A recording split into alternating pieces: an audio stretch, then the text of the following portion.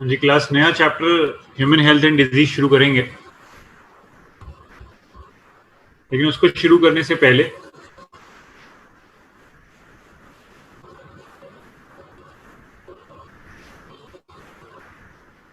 नए चैप्टर को शुरू करने से पहले एक टर्म हम लोग डिस्कस कर रहे हैं रिगार्डिंग चैप्टर एवोल्यूशन।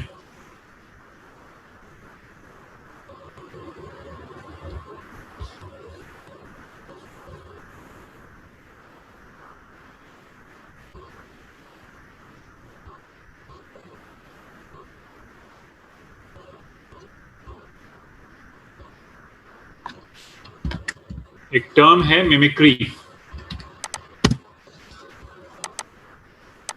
मिमिक्री का जो पर्पस है, पर्पस ऑफ मिमिक्री,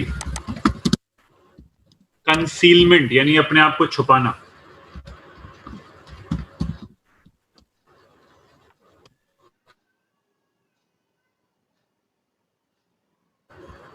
अपने आप को छुपाना, दैट इज कॉल्ड मिमिक्री।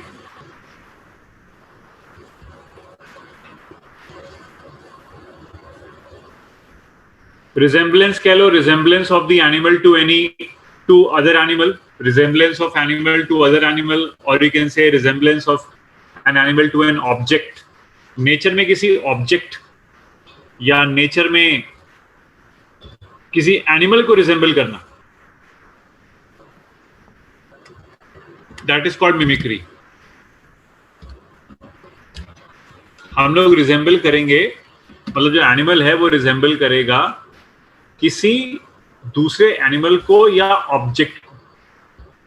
तो जैसे कि अगर हम कहते हैं कि मिमिक्री में है क्या, तो मिमिक्री में एक तो हो गया मिमिक और एक हो गया idol. One is idol, one is mimic. एक आइडल है, एक मिमिक है। Concealment is to hide itself. Concealment अपने आप को छुपाना, अपने आप को हाइड कर लेना, दैट इज कॉल्ड कंसीलमेंट। या अपने आप को ब्लेंड कर लेना विद द सराउंडिंग, ऐसा भी हो सकता है। मिमिक्री में एक है मिमिक, एक है आइडल।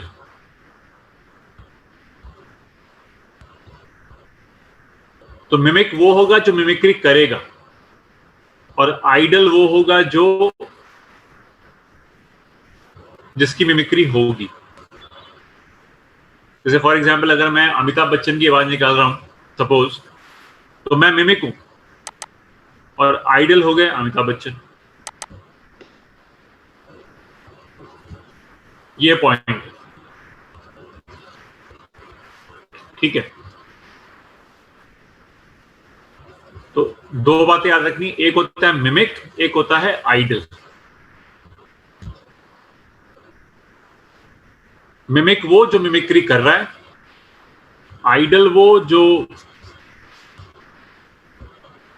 जिसकी मिमिक्री हो रही है।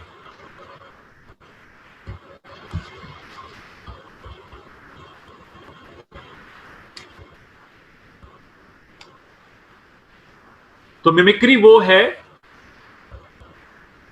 जिसमें मिमिक्री हो रही है, मतलब एक है मिमिक, एक है आइडल।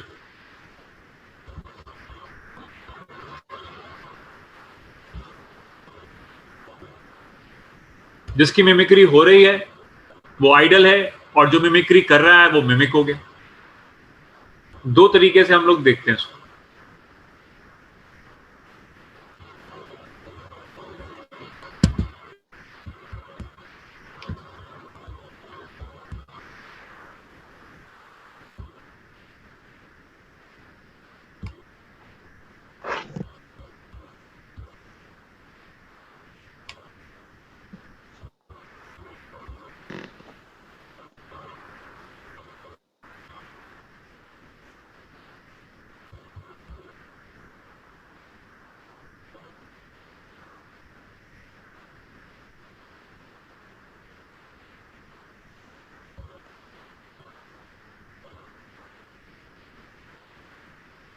अभी तो मैंने टॉपिक शुरू किया, अपनी वीडियो को थोड़ा सा मैनेज कर रहा था मैं. इट वाज थोड़ा टेक्निकल इशू आ रहा था, क्योंकि मेरी वीडियो के बिना तुम समझ नहीं पाओगे. मैं तुम्हें पढ़ा लूंगा तुम्हारी वीडियो के बिना, और तुम मेरी वीडियो के बिना समझ नहीं पाओगे.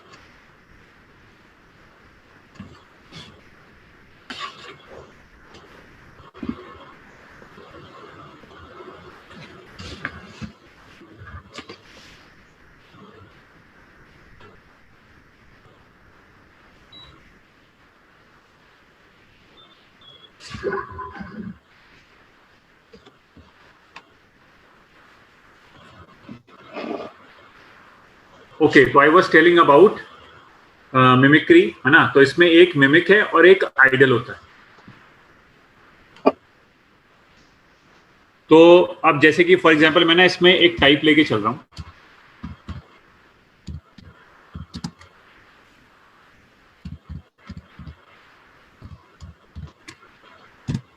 बेट्सन मिमिक्री, ठीक है.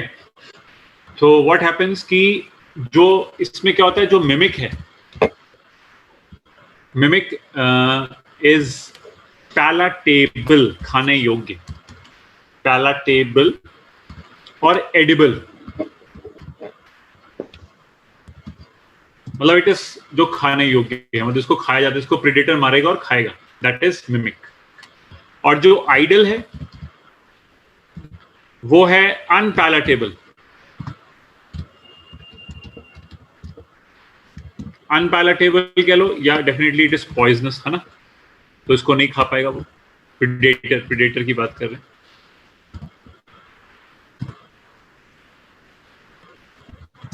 तो idol is unpalatable, poisonous, and the mimic is palatable, that is edible है वो, ठीक है ना. तो what will the mimic do? The mimic will try to resemble the idol, क्योंकि अगर ऐसा नहीं करेगा तो mimic will be killed by the predator. Okay, so when the mimic, which is a palatable species, tries to resemble any unpalatable species, then this type of mimicry is called Batesian mimicry. And if the mimic do not perform it, then ultimately it will be killed and eaten up by the predator. So this kind of mimicry is called Batesian mimicry. इसमें कुछ butterflies के example हैं, ठीक है. The next mimicry is Mullerian mimicry.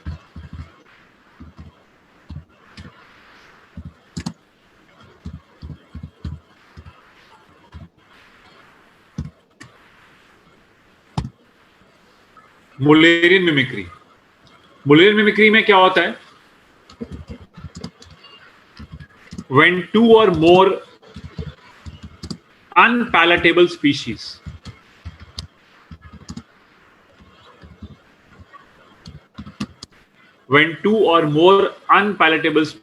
resemble each other.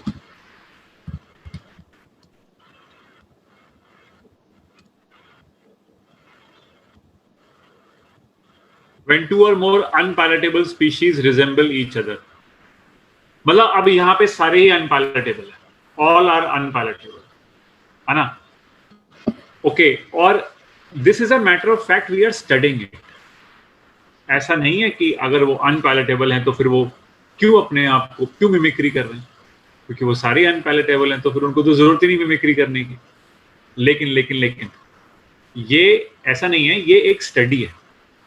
Muller is the name of the person. He studied कि जो unpalatable species होती हैं वो आपस में एक दूसरे को रिजेंबल करती हैं, and that is a study which is being called Mullerian mimicry.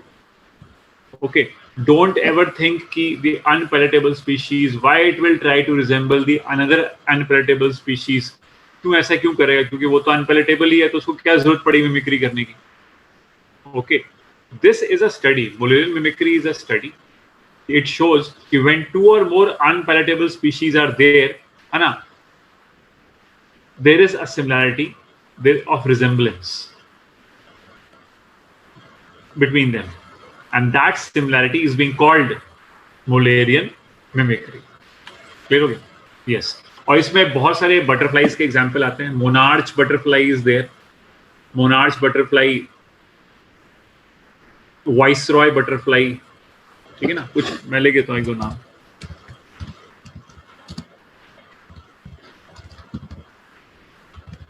Monarch butterfly, viceroy butterfly,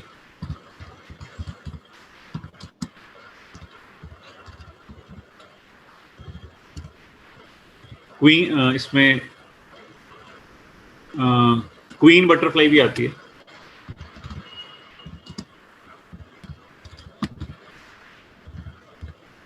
बीज आती हैं, बीज, wasps, ये सब। And when we see these animal species, na, so we find similarity of their resemblance is quite similar. So, Anna, this is called Mullerian mimicry. And as well as Batesian mimicry is concerned, उसमें एक जो जानवर होगा फिर वो दूसरे जानवर को रिजेंबल करने की कोशिश करेगा, फिर वो वहां पे तो वो ऐसा कर ही रहा है, तो उसको Batesian mimicry, बेट्स जो पर्सन का नाम है उसने दिया Batesian mimicry, मुलर ने दिया Mullerian mimicry। तो डिफरेंट मिमिक्रीज हैं ये।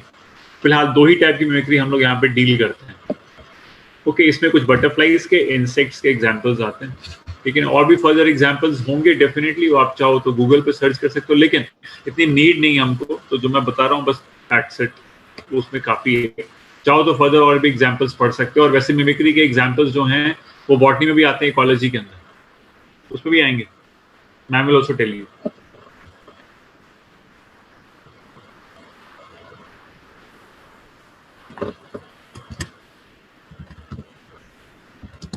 एक लॉ होता है कोप्स लॉ। कोप्स लॉ कहता है कि there is a tendency of the animal to increase in size during the evolution. मतलब किसी स्पीशीज का, किसी एनिमल का जब एवोल्यूशन हो रहा होता है तो ऐसा ऑब्जर्व किया गया कि उसकी जो टेंडेंसी है to increase in size, there is a tendency of the animal to increase in size during evolution. जैसे देखा ना कि हॉर्स का साइज बड़ा था एवोल्यूशन में, ह्यूमंस में भी डेफिनेटली ब्रेन का साइज बड़ा और बॉडी स्ट्रक्चर भी बड़ा। तो there is tendency of the animal to increase in size during the evolution, that is called Cope's law. Okay, और कुछ लॉ शायद हमने और पहले डिस्कस किए होंगे, maybe Ankur, Bergmann's law, Allen's rule.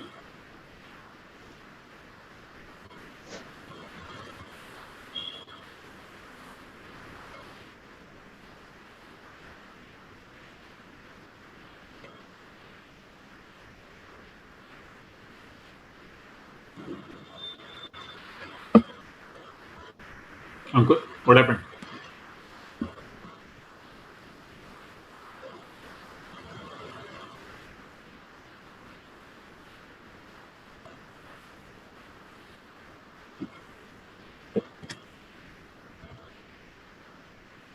Okay.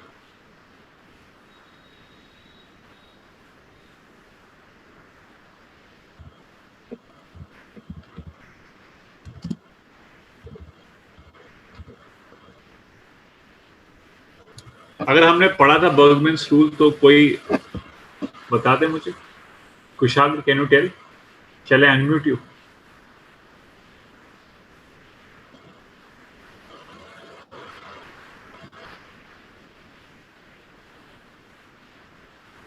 Sir Bergmann's rule में था warm blooded animals in colder environment has larger body for less heat loss. They are larger in size. Yes sir. Correct. What is Allen's rule? Sir Allen's rule में था cold animals in colder environment extremity short.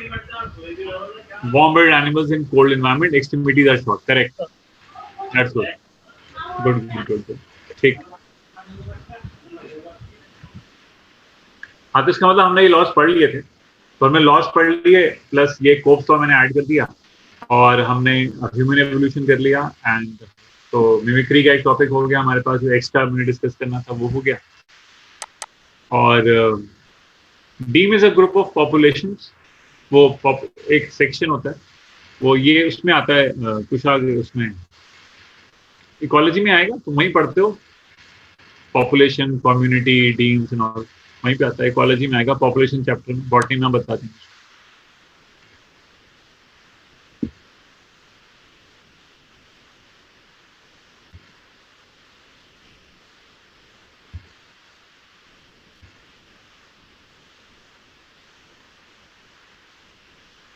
सो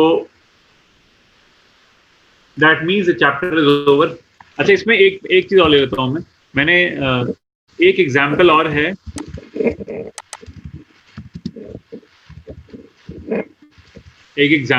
है, bio indicator plants, जो हम natural selection में ले सकते हैं।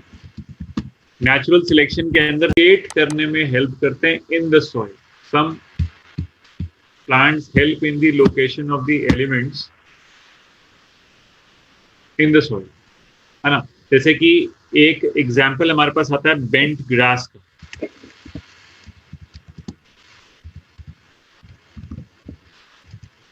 Bent grass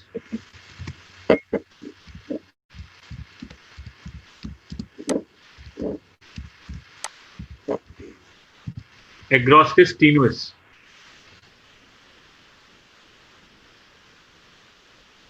bent grass एग्रोस्टिस टीनुस, ये जो एग्जाम्पल है ये है यूके का, यूनाइटेड किंगडम का एग्जाम्पल है। ये ग्रास ग्रो कर रही थी lead mines. This grass was growing in lead mines. और प्रोफेसर थे एक प्रोफेसर एडी ब्रैडशॉ, इन्होंने इसको देखा।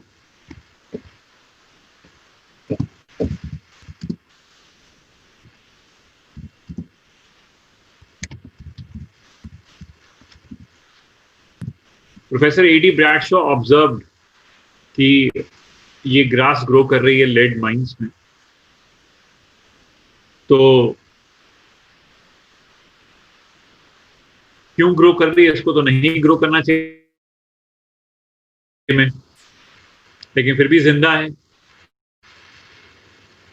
और नियर बाय पास्चर्स में ये ग्रास है, नियर बाय लैंड पे लेड माइंस के एडजेसेंट जितना भी एरिया है वहां पे ग्रास है, लेकिन वहां पे ग्रास है लेकिन वो लेड के लिए इतना रेजिस्टेंट है या नहीं, ये चेक करना पड़ेगा। और ये जो ग्रास दिख रही है इस समय, ये नियर बाय पास्चर्स की ही ग्रास है, नियर बाय लैंड की ग्रास है, और इसको यहाँ पे ग्रो नहीं करना चाहिए था, लेड की वजह से इसको मर जाना चाहिए था। फिर भी ग्रो कर रही है, तो एडी ब्रैडशॉ ने क्या किया कि वो नियर बाय लैंड पे गए, नियर बाय पास्चर्स पे गए, वहां से सेम ग्रास उठाई, सैम्पलिंग्स लिए, उनके करीब 60 सैम्पलिंग्स लिए थे, और ला करके उसको यहाँ लेड माइंस में लगा दिया। क्या देखा, 57 तो मर गए, 57 सैम्पलिंग्स जो थे वो इस ग्रास के वो मर गए लेड माइंस में, लेकिन 3 बच भी गए। वो ये उसमें आता है, इसका मतलब उन्होंने कंक्लूड किया कि जो 3 बच गए ना, इनमें फर्दर कोई म्यूटेशन है या कोई यूजफुल वेरिएशन है। आई मीन खैर उनकी जो बात थी, सिर्फ उन्होंने ये बोला कि भाई रेजिस्टेंट टू लेड, ये जो 3 ऐसे हैं उनमें ऐसा यूजफुल वेरिएशन या म्यूटेशन होगा which makes them resistant to lead। बाकी 57 में नहीं थे ऐसे, वो मर गए। तो आज ये जो ग्रास ग्रो कर रही है लेड माइंस में, ये वो ग्रास है which have become resistant to lead or which has got useful variation or useful mutation, so they have become resistant to lead। इसी वजह से ये यहाँ पे ग्रो करी। जैसे कि हमने एग्जाम्पल और भी पढ़े, DDT रेजिस्टेंट मॉस्किटोज हमने पढ़ा, एंटीबायोटिक रेजिस्टेंट बैक्टीरिया, हमने इतने सारे एग्जाम्पल्स पढ़े। तो अगर हम उनको मद्देनजर रखें तो हमारे पास ये चीज़ यहाँ पे डील हो जाती है कि भाई ये जो सर्वाइव कर रही ग्रास, ये वही है जिसको सूटेबल इसमें वेरिएशन होगा, इसलिए ये ग्रो कर रही है। और बाकी जो ग्रास है उसमें जो वेरिएशन नहीं है तो फिर वो मर जा रही है, सिंपल सी बात है। वही ग्रास एग्रोस्टिस टीनुस ही है, लेकिन एक में एक ऐसी मतलब वेराइटी है जिसमें म्यूटेशन हो चुका है, तो प्लस उसमें जो है सर्वाइवल कैपेबिलिटी आ गई है। ऐसी एक एग्जाम्पल हमारे पास इंडिया का है, एक प्लांट है Impatiens balsamina. There is a plant Impatiens balsamina, India का एग्जाम्पल है ये।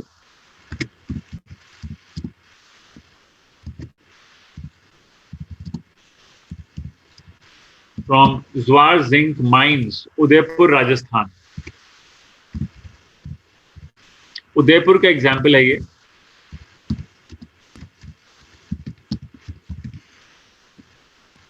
ठीक है, और जिंक माइंस हैं उदयपुर के अंदर। उन जिंक माइंस में ये प्लांट ग्रो करता है इम्पेशंस वेल्सहैमना। और वैसे जो है नॉर्मली ये नहीं ग्रो कर सकता जिंक माइंस में, क्योंकि भाई ये मर जाएगा। लेकिन जो भी ग्रो कर रहा है इस समय वो रेजिस्टेंट हो चुका है जिंक के लिए, इसलिए वो ग्रो कर रहा है। तो इनको हमने नेचुरल सिलेक्शन के एग्जाम्पल में रख लिया है। और इन प्लांट, ये प्लांट्स अगर कहीं भी लगे होते हैं, ये प्लांट्स अगर कहीं भी प्रेजेंट होंगे, तो हम ये कह सकते हैं कि ये पर्टिकुलर एलिमेंट सॉइल में हो सकता है। मान लो कि अगर बेंट ग्रास मुझे कहीं लगी हुई मिलती है, तो मैं ये प्रिडिक्ट कर सकता हूँ कि हो सकता है इस एरिया में लेड हो, बिकॉज इस ग्रास में लेड की रेजिस्टेंस की कैपेबिलिटी भी है। ऐसी जब ये प्लांट इम्पेशंस वेल्सहैमना कहीं पे ग्रो कर रहा होगा, तो व्हाट आई कैन प्रिडिक्ट इसकी हो सकता है इस सॉइल के अंदर, इस एरिया के अंदर जिंक मिल जाए, हमें जिंक एलिमेंट मिल जाए, क्योंकि इस प्लांट में जिंक के लिए रेजिस्टेंट कैपेबिलिटी भी है। तो इसलिए इनको बायो इंडिकेटर बोला गया। बायो मतलब लाइफ, इंडिकेटर मतलब कि they are indicating the presence of a particular element in the soil. That is why called bio indicator plants.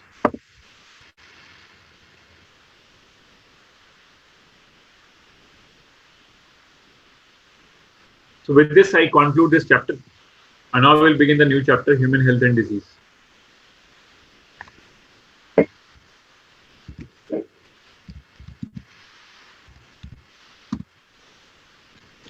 और इसमें सबसे पहला जो टर्म आता है हमारे पास, दैट इज डिजीज। जैसे कि देख रहे हो कि स्क्रीन पे लिखा हुआ है,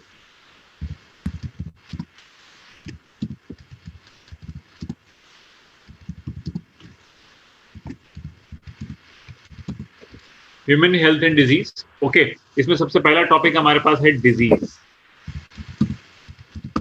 तो डिजीज क्या है? Disease is actually a condition in which the functions of the body get disturbed. शरीर के फंक्शन डिस्टर्ब हो जाते हैं।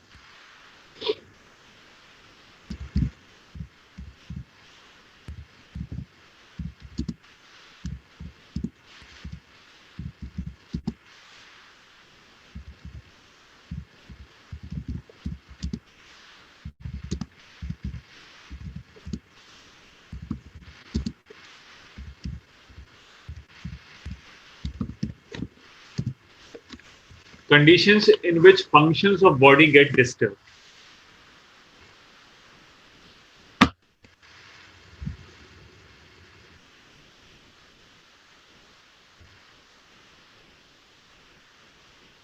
डिस्टर्ब कह लो, डीरेंज्ड कह लो, एक ही बात है कि शरीर के फंक्शन जो है वो डिस्टर्ब हो गए, डीरेंज हो गए। इसको कहते हैं हम लोग डिजीज। और फिर जो एक टर्म लिखा है मैंने, ईटियोलॉजी, ईटियोलॉजी या aetiology.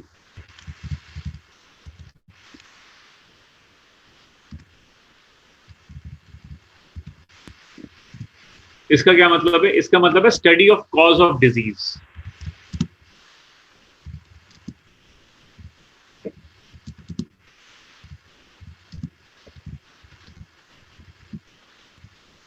Study of the cause of disease, इसको ईटियोलॉजी बोलते हैं। तो जैसे अगर मैं कहता हूं कि what is the aetiology of AIDS, AIDS की ईटियोलॉजी क्या है, तो आंसर क्या आएगा?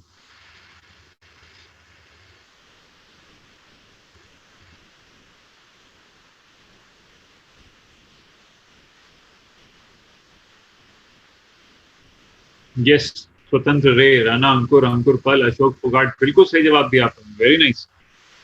चारुलता आंसर गलत है आपका। Anushka Shankar, Shivam Bhardwaj, very good, boys are answering very nice today. Anushka is answered correct. तो ईटियोलॉजी ऑफ एड्स अगर हम कहेंगे कि study of the cause of disease, तो कॉज ऑफ डिजीज क्या है? कॉज ऑफ द जो वो है कॉज ऑफ द डिजीज। तो कॉज ऑफ द डिजीज जो है कि हमारा एड्स का कॉज क्या है, तो वो है HIV। तो HIV की स्टडी करना is the aetiology of the AIDS. तो study of cause of disease है वो।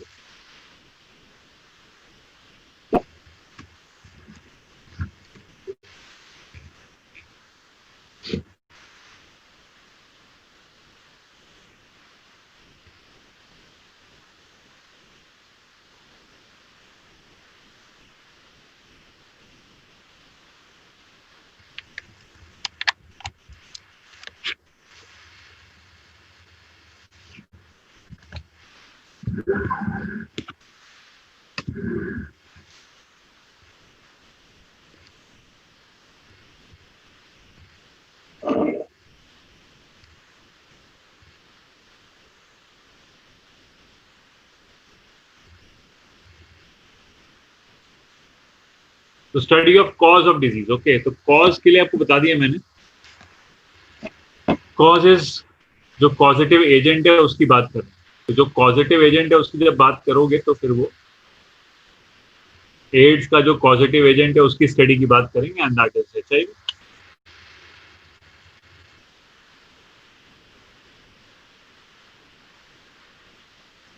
नेक्स्ट डिजीज जो है वो दो टाइप की, एक कॉन्जेनाइटल और एक एक्वायर्ड। तो कॉन्जेनाइटल मतलब बाय बर्थ, और एक्वायर्ड मतलब कि when it is acquired during the life time of the individual. जब कोई डिजीज लाइफ टाइम में आए किसी के तो उसको एक्वायर्ड कहते हैं, और जब कोई डिजीज बाय बर्थ हो तो उसको कॉन्जेनिटल कहते हैं। तो बाय बर्थ वाली डिजीजेस तो आप ऑलरेडी इस समय पढ़ रहे। जेनेटिक्स में आपने बहुत सारी बाय बर्थ की डिजीजेस पढ़ ली, बाय बर्थ जो डिजीज होती है कि नहीं। तो एक आध नाम तो आप बता सकते हो कि बाय बर्थ कौन कौन सी डिजीज होती है।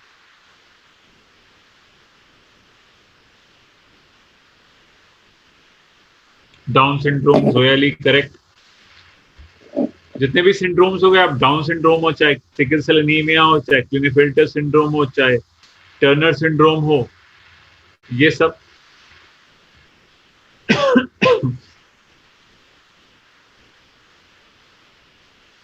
फिनाइल कीटोन्यूरिया, पटाओ सिंड्रोम, हाँ वो सब है, अब आ जाएगा उसमें। हीमोफीलिया, ये सब आ जाएंगे, करेक्ट। तो वो कॉन्जेनाइटल हो जाएगा। और एक्वायर्ड वो है जो लाइफ टाइम में एक्वायर हो रहा है।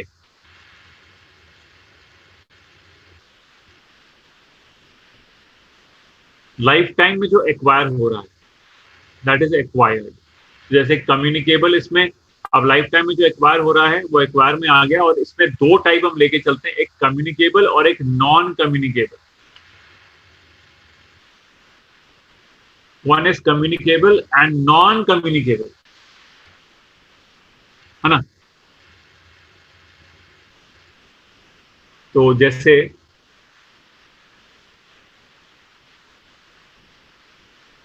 कम्युनिकेबल में जो कम्युनिकेट करे एक पर्सन से दूसरे पर्सन में, जैसे कि common cold, small pox, chicken pox,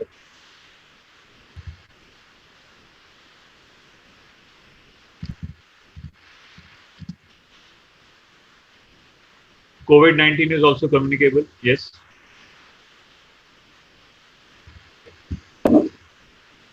Small pox, chicken pox, ये सब, all these are all communicable diseases. Tuberculosis, plague, leprosy, everything.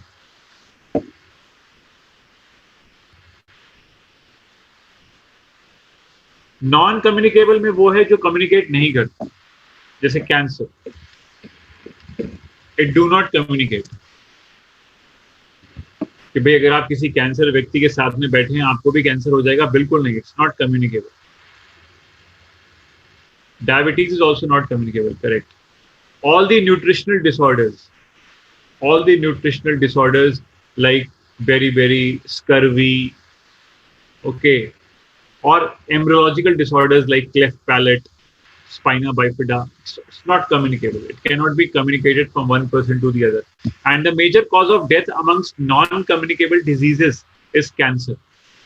सबसे ज़्यादा डेथ नॉन कम्युनिकेबल डिजीजेस के अंडर में कैंसर से होती है.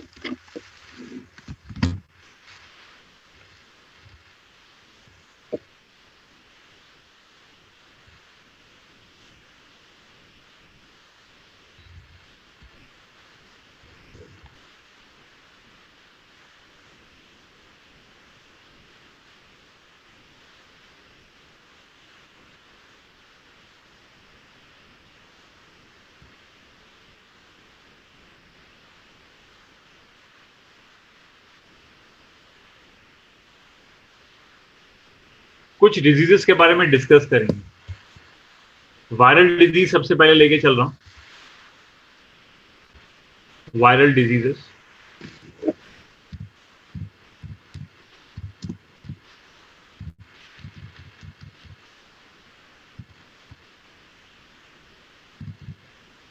इसमें सबसे पहले आएगा, सबसे पहला जो आएगा वायरल डिजीज में, it is common cold. Number 1. खैर नंबर 1 मैंने वहां पे दिया नहीं है, but I am telling you. Common cold.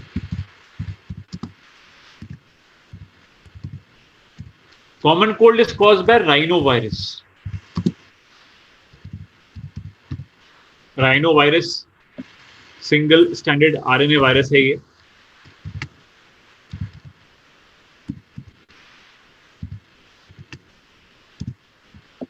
Rhinovirus is single stranded RNA virus.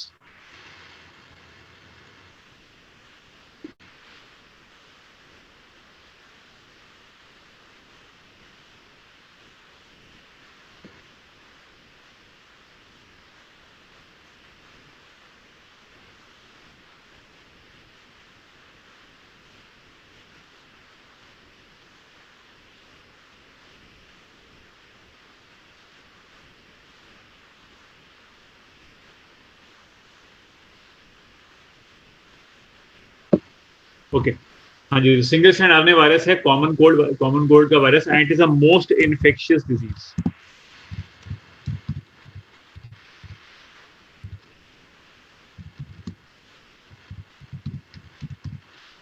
सबसे ज्यादा तेजी से फैलने वाली कोई अगर डिजीज है ना, कोई कंडीशन है, that is called common cold, क्योंकि जुकाम बहुत जल्दी से फैलता है ना. और इसका जो सिम्टम है, अब एनसीईआरटी में तुम लोगों ने पढ़ा हुआ है कि हाँ भाई नाक बंद हो जाती है, तो नेजल कंजेशन, रनिंग नोज हो सकती है, ठीक है ना, headache is there.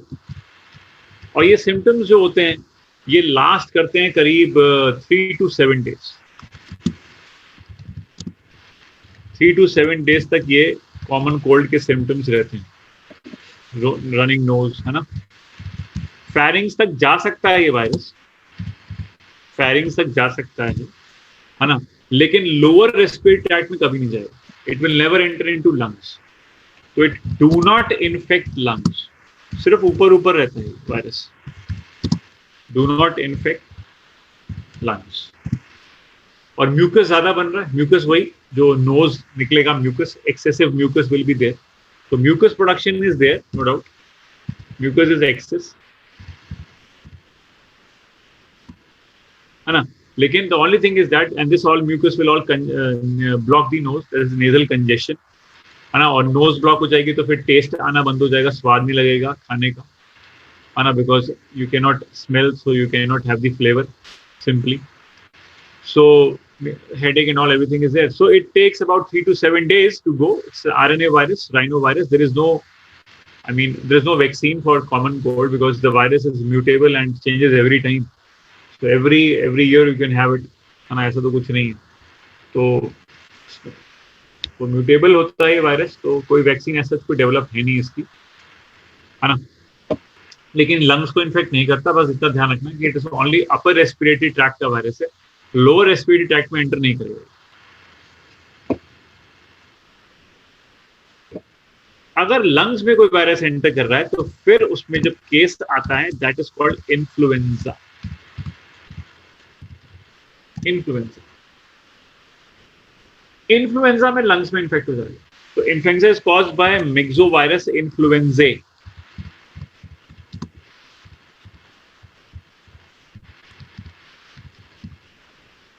Myxovirus influenzae, again this is single stranded RNA virus only. ये भी RNA वायरस ही है ना. Myxovirus influenzae is the virus और यहाँ पे लंग्स में इन्फेक्शन होगा. सीधी सी बात, लंग्स में इन्फेक्शन होगा, निमोनिया लाइक सिम्टम्स हो जाएंगे.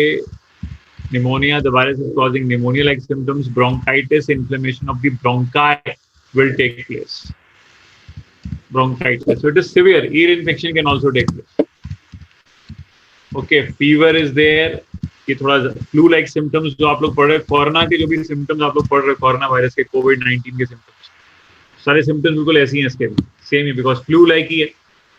तो इन्फ्लुएंजा, तो फ्लू लाइक सिम्टम्स क्या होते हैं? फ्लू में होता है बुखार, सर में दर्द, running nose, coughing, running nose, fever, body ache, headache, these are flu-like symptoms. Okay, so ये सारे symptoms इसमें आएंगे. Body ache.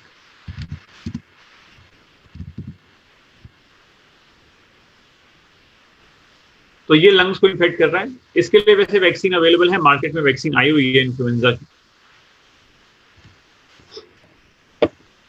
और जो भी स्प्रेड हो रहा है यहाँ पे डिजीज का, चाहे वो कॉमन कोल्ड का स्प्रेड हो, चाहे वो इन्फ्लुएंजा का स्प्रेड हो, the spread is by respiratory discharge.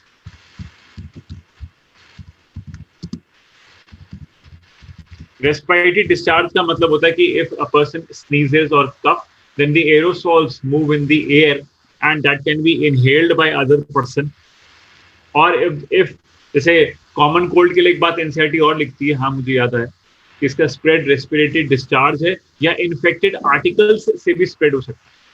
अगर कोई बंदा स्नीज करता है किसी आर्टिकल के ऊपर, आर्टिकल मींस माउस हो गया या कोई यूटेंसिल हो गया, माउस हो गया, यूटेंसिल हो गया, एनीथिंग अगर होता है, तो फिर अगर उसको फर्दर वो कोई दूसरा पर्सन यूज कर लेता है, उसको टच करता है माउस को या यूटेंसिल को, पेंसिल को, पेन को, है ना, तो फिर उसके बाद उसका जो हैंड है वो वहां से उसके नोज पे जाता है या आईज पे जाता है, तो इन्फेक्शन हो जाता है. तो infected articles can also lead to spread of the disease. written in NCERT. Third, we take smallpox.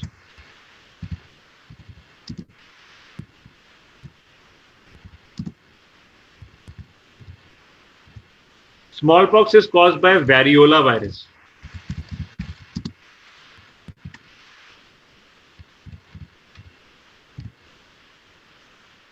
Variola is a double-stranded DNA virus.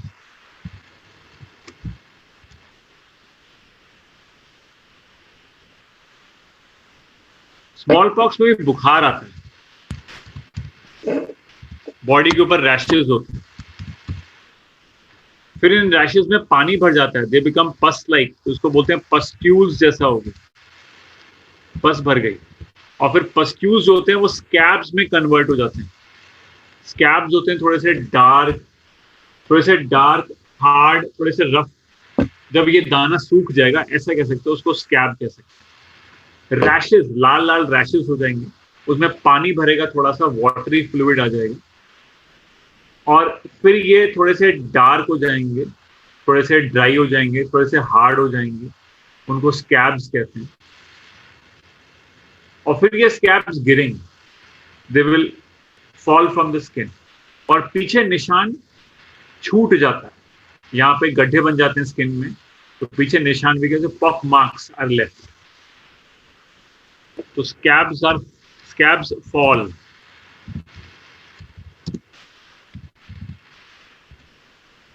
Leaving pock marks. पीछे pock marks छोड़ देगा, है ना. और हाई फीवर होता है इसके अंदर, स्मॉल पॉक्स में, है ना. And also you have these rashes on the skin which they will fall, so ultimately they will leave marks called pock marks. तो वो पूरी जिंदगी वो मार्क्स रहते हैं, वो कभी जाते हैं। और स्मॉल पॉक्स एक ड्रेडफुल डिजीज है, इससे डेथ भी हो जाती है, क्योंकि अगर ये बॉडी में ज्यादा अंदर पेनिट्रेट करेगा वायरस तो इंटरनल हीमोरेजेस भी कर सकता है, and this can lead to death of the individual also. तो small pox is also is a deadly kind of disease, है ना।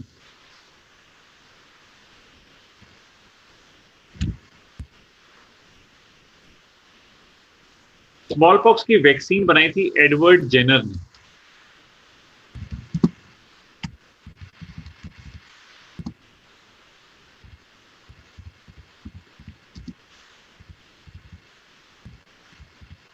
Edward Jenner formed the vaccine of smallpox, and he is called father of immunology.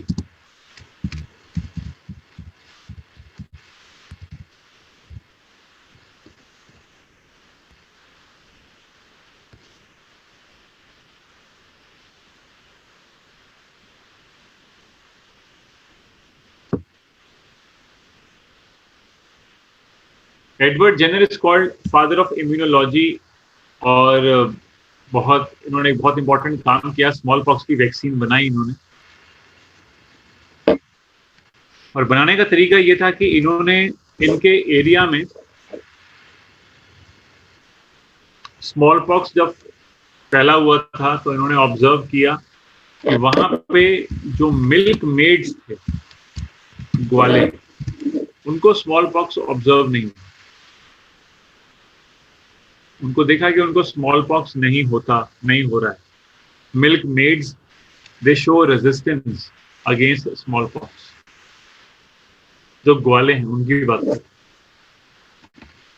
तो ऐसे जब उन्होंने find किया कि भाई ऐसा क्यों हो रहा है कि मिल्क मेड्स को स्मॉल पॉक्स जैसी बीमारी नहीं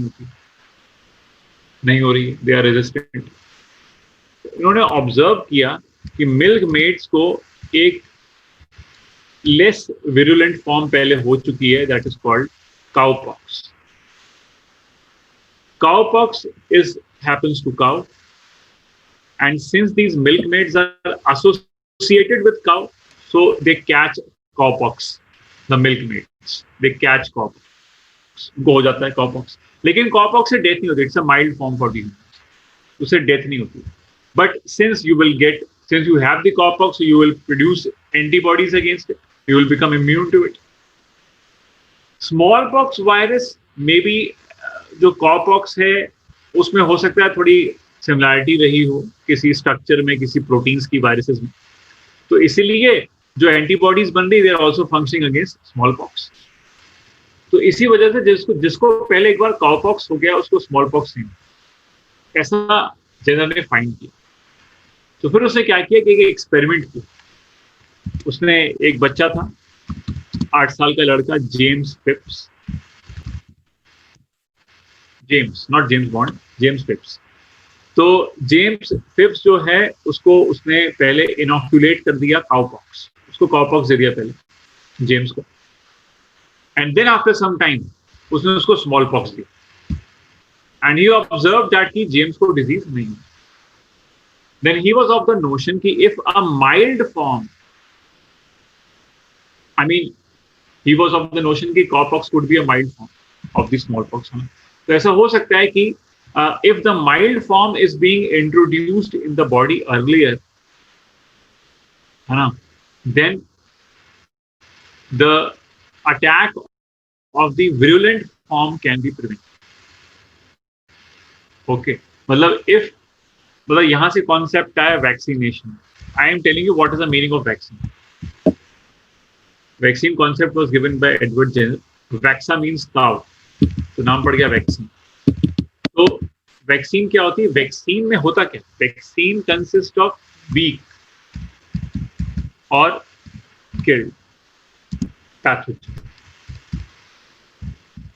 वीक और किल्ड पैथोजन होता है या उसकी कोई प्रोटीन होती है, तीनों में से कोई भी चीज यूज कर सकते हैं, या तो वीक पैथोजन या किल्ड पैथोजन और a protein of that pathogen. ये तीनों चीजें लेकर के, तीनों में से कोई भी एक चीज लेकर के अगर आप बॉडी में इंट्रोड्यूस कर देते हो, then the body identifies it, tries to identify it, and it finds it is antigen for the body, तो body will produce antibodies against. And when antibodies are produced, when you acquire the capability of producing antibody towards that pathogen, which is killed or weak right now, तो आपको disease तो नहीं हो रही, but you're getting immune towards it because you're producing antibodies against. So ultimately जब nature में कभी ये वायरस या पैथोजन आपको दोबारा अटैक करेगा कभी लाइफ में इन फ्यूचर, तो आपको कोई डिजीज नहीं है.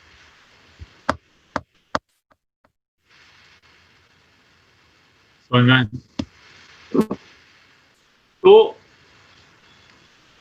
तो इसलिए वैक्सीनेशन का कॉन्सेप्ट ये है कि शरीर के अंदर पहले वीक फॉर्म या किल्ड फॉर्म इंट्रोड्यूस कर दी जाए, जिससे बॉडी उसको पहचानने की कोशिश करे और उसके अगेंस्ट एंटीबॉडीज बनाए, और वो एंटीबॉडीज हमारे बॉडी में बनती रहें. तो कभी फ्यूचर में नेचर में कभी घूमते फिरते हमें इस पैथोजन का अटैक हो, तो हम पहले से इसके लिए एंटीबॉडीज बना के रखी हुई हैं. तो जब ये आएगा फ्यूचर में कभी, तो हम इसके अटैक को जीरो कर देंगे, नलीफाई कर देंगे, न्यूट्रलाइज कर देंगे, and will be safe. That is why बच्चों को छोटे पे वैक्सीन दी जाती हैं. उनको ये किल्ड फॉर्म्स, ये वीक फॉर्म्स दी जाती हैं ताकि उनकी बॉडी पहचाने कि भाई ये पैथोजन एनवायरनमेंट में कभी मिल सकता है फ्यूचर में, और हमें इसके लिए पहले से प्रोटीन एंटीबॉडीज बना के रखें.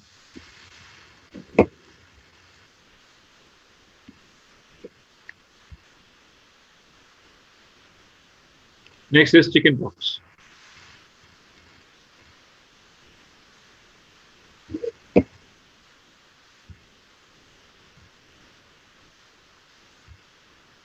कोविड पे वैक्सीन बन रही, वैक्सीन बनने में 2 साल लगते हैं.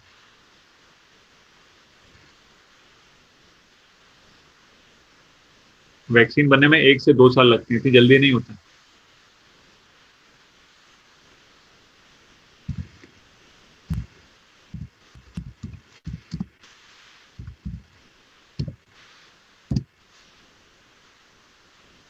So next is chicken pox. Chicken pox is caused by varicella zoster.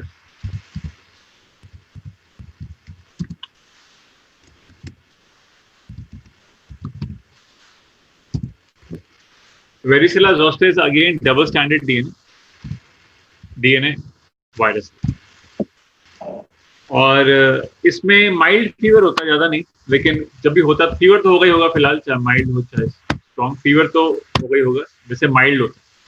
और इसमें रैशेस आएंगे, लेकिन वो पहले आते हैं बॉडी के ऊपर और बाद में आते हैं फेस के ऊपर. ऐसा ऑब्जर्व किया गया, ऑब्जर्वेशन है ये. The rashes appear first on the trunk, then on the face. लेकिन स्मॉल पॉक्स में क्या होता है कि rashes appear first on the face, then on body. Okay. Small pox में पहले रैश फेस पे आता है, फिर बॉडी पे जाता है. लेकिन चिकन पॉक्स में रैश पहले बॉडी पे आता है, बाद में फेस पे चढ़ता है. ऐसा ऑब्जर्व किया गया. रैश ने वही काम करना है, रैशेस बनेंगे, उसमें फिर हल्के से पानी होगा, पानी आएगा, पस भरेगी, पस्ट्यूल्स बन जाएंगे वो, देन वो ड्राई हो जाएगा, तब उसको स्कैब बोलेंगे. और फिर जब वो स्कैब फॉल करेगा, जब ये स्कैब फॉल करेगा, तो यहाँ पे पॉक मार्क्स पीछे नहीं छूटते. Pock marks are not left. मतलब यहाँ पे निशान नहीं छूटते चिकन पॉक्स के, लेकिन स्मॉल पॉक्स के निशान छूट जाते हैं, पीछे गड्ढे हो जाते हैं. Okay.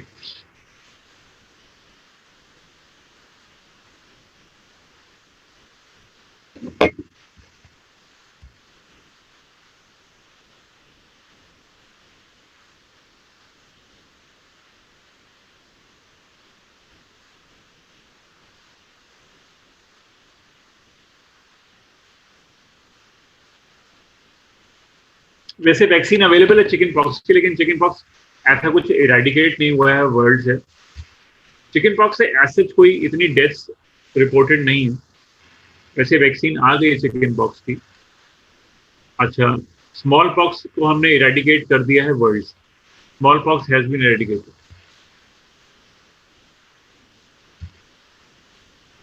Smallpox has been eradicated from the world, but not chickenpox.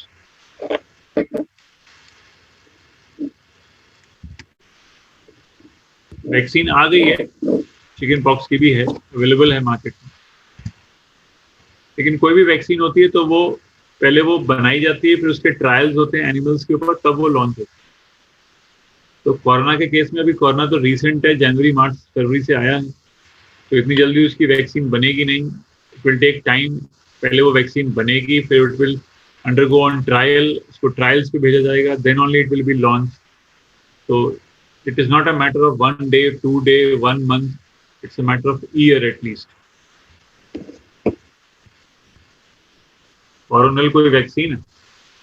कोई वैक्सीन है? कोई दवा है? वैक्सीन।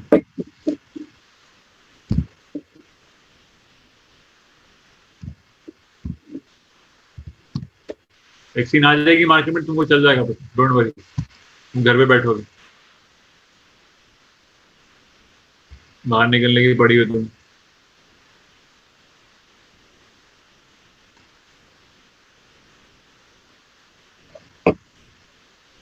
हाँ, it will leave mark on the skin. अगर आप किसी स्कैब को ऐसी, चिकन पॉक्स के स्कैब को आप जबरदस्ती छेड़ रहे हो, तब तो मार्क पीछे छूट सकता है। It is just like it, don't scratch it. अगर चिकन पॉक्स की mark, don't scratch it, otherwise तो पीछे वो निशान छोड़ेगा ही छोड़ेगा। तो it is, let it fall by itself. Dhananjay, तुमने कुछ छेड़खानी करी है तभी तुम्हारे निशान छूटे होंगे।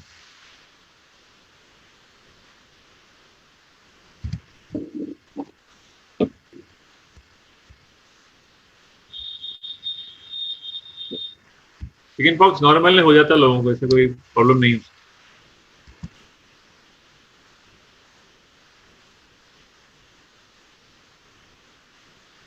Okay, let's take measles.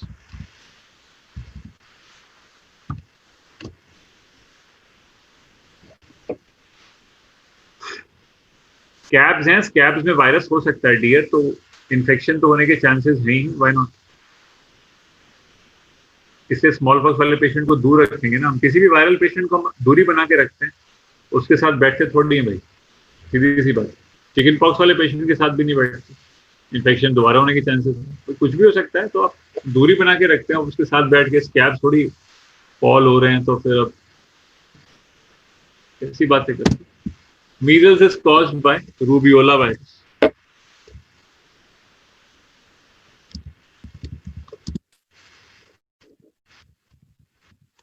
Rubeola virus जो है, it is single strand RNA virus. और रूबियोला वायरस में यहाँ पे रैशेज हैं बॉडी के ऊपर, मसूड़े भी सूज जाते हैं अंदर से, मीजल्स के अंदर स्किन पे रैशेज भी आते हैं, and inflammation of respiratory passage भी है। ये रेस्पिरेटरी पैसेज की भी बीमारी है।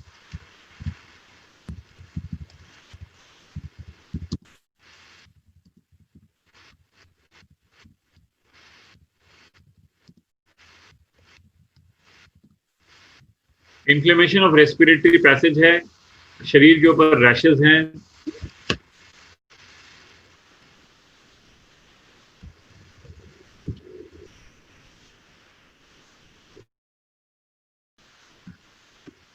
तो रेस्पिरेटरी प्रॉब्लम भी है, और प्लस शरीर पे रैशेज भी हैं, सारे काम है,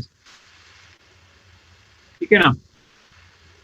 और मसूड़े भी सूजते अंदर से, ब्लू कलर के हो जाते हैं, तो that is also there in this disease measles. Spread वही है, रेस्पिरेटरी डिस्चार्ज, स्प्रेड सबका वही है। मैंने ऊपर वाली डिजीज में स्प्रेड नहीं लिखा है, लेकिन स्प्रेड उनका भी यही है, दैट इज रेस्पिरेटरी डिस्चार्ज। अभी तक जो बीमारी पढ़ाई है, चाहे कॉमन कोल्ड हो, इन्फ्लुएंजा हो, small pox, chicken pox, measles, पांचों का एक ही मोड है ट्रांसमिशन का, दैट इज रेस्पिरेटरी डिस्चार्ज। किसी बंदे के साथ आप कांटेक्ट में आए, उसने छींका, खांसा, आपने वो चीज इनहेल कर ली या आपके माउथ के अंदर चली गई, तो आपको इन्फेक्शन हो जाएगा, दैट इज रेस्पिरेटरी डिस्चार्ज। ठीक है ना।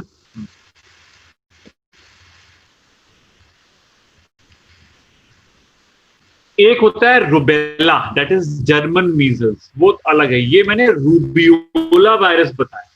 एक रुबेला डिजीज होती है, उसको बोलते हैं German measles.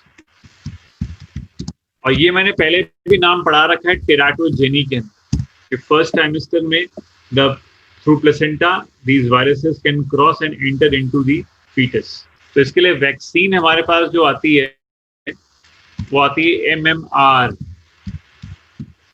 Vaccine available is MMR, that is mumps, measles, rubella. Mumps, measles, rubella. Rubella तो हो गया जर्मन मीजल्स, मीजल्स रूबियोला वाला, और पहला वाला M मम्स के लिए। तो वो नेक्स्ट बीमारी आ रही है हमारे पास अब mums.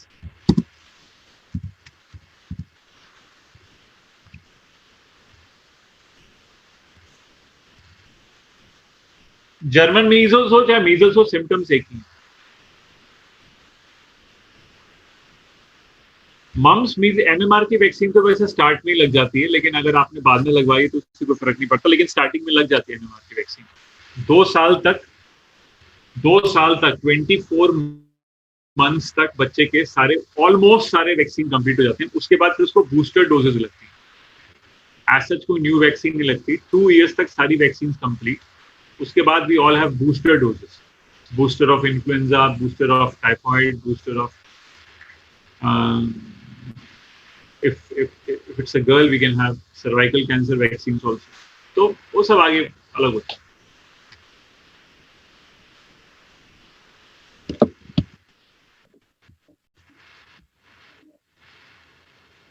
Mumps is caused by paramyxovirus. Mumps is caused by paramyxovirus. Again, it is a RNA virus. सारे RNA वायरस ही पढ़ाऊंगा, सिर्फ DNA वायरस जो पढ़ाएं अभी तक सिर्फ वही 2 पढ़ाएं, एक चिकन पॉक्स और एक स्मॉल पॉक्स। पैरामिक्सोवायरस है, इसको हम लोग बोलते हैं infectious parotitis. The disease is called infectious parotitis, मतलब inflammation of the parotid salivary glands. समझ गए होगे? पैरोटिड सलाइवरी ग्लैंड्स का इन्फ्लेमेशन होता है। और ये ग्लैंड्स जो हैं, ये कोई एक ग्लैंड भी स्वेल कर सकता है और दोनों भी कर सकते हैं। यहाँ पे भी स्वेलिंग आ सकती है, दोनों जगह स्वेलिंग आ सकती है। तो मतलब कहने गए कि यहाँ पे बहुत स्वेल्ड पेनफुल स्वेलिंग होती है ये, और बच्चे को माउथ को ओपन करने में प्रॉब्लम होती है। ऐसे खोलेगा तो माउथ जो है उसको बहुत पेन होगी, बहुत दर्द होगा।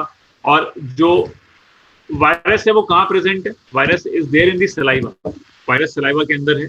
और अगर बॉयज में ये सिचुएशन आई है तो हो सकता है कि वायरस जो है वो ब्लड से ट्रैवल करके टेस्टिस तक पहुंच जाए और चाइटिस कॉज कर दे, that is inflammation of the testis which can lead to infertility also. But it's very rare but actually if it is not being treated, अगर उसको ट्रीट नहीं किया है पेरोटाइटिस को, उसको ट्रीटमेंट नहीं दिया है, तब ऐसा होगा, अदरवाइज ऐसा कुछ नहीं होगा। So it's only if the boy is being left untreated, so ultimately it may move to the testes and cause inflammation, leading to infertility in the boys. Vaccine वही है, MMR, मम्स, मीजल्स, रुबेला। और spread होने का तरीका क्या है कि देखो, ये तो सलाइवा के अंदर वायरस है। अब बच्चे ने कहीं थूका तो उससे इन्फेक्शन किसी को हो सकता है, या यूटेंसिल अगर कोई वो यूज कर रहा है तो उससे अगर कोई फर्दर इन्फेक्शन किसी और को हो सकता है।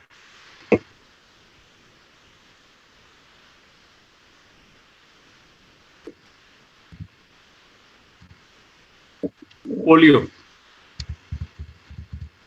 या सिंपली पोलियोमाइलिटिस।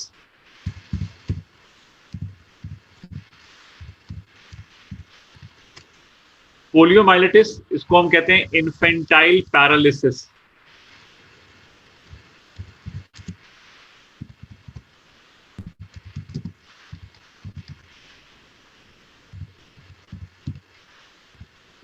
मतलब पैरालिसिस हो जाएगी बंदे को, बच्चे को।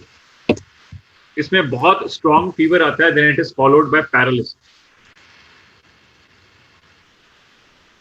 पोलियो वायरस बिलोंग करता है एक ग्रुप को, उसको बोलते हैं picorna virus group. Picorna virus group को ये बिलोंग करता है पोलियो वायरस। अगेन ये आरएनए वायरस ही है,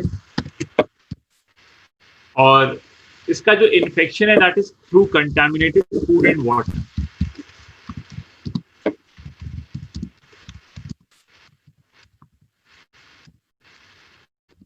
या इंटेस्टाइनल डिस्चार्ज हम कह सकते हैं।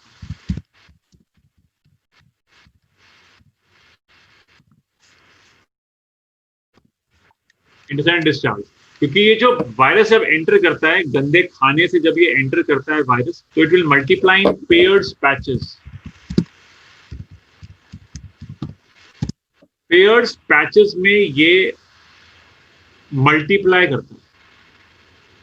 पेयर्ड पैचेस में ये मल्टीप्लाई करता है वायरस, फिर वहां से फीसिस में भी आता रहता है इंटेस्टाइन से, और जिसको इन्फेक्शन है उसकी फीसिस में ये वायरस होगा। फिर ये वायरस पानी में जा सकता है, फीसिस के थ्रू फूड कंटामिनेट कर सकता है और दूसरे लोगों को इन्फेक्शन कर सकता है। जिस बंदे के अंदर ये है, जिस बच्चे के अंदर ये वायरस है, चलो उसमें फीसिस में तो है ही, उसके ब्लड से वो ट्रैवल करके स्पाइनल कॉर्ड में जा सकता है, और स्पाइनल कॉर्ड में जाकर के क्या करता है ये वायरस, मोटर न्यूरॉन्स को डिस्ट्रॉय कर देता है, जो वेंट्रल हॉर्न होता है।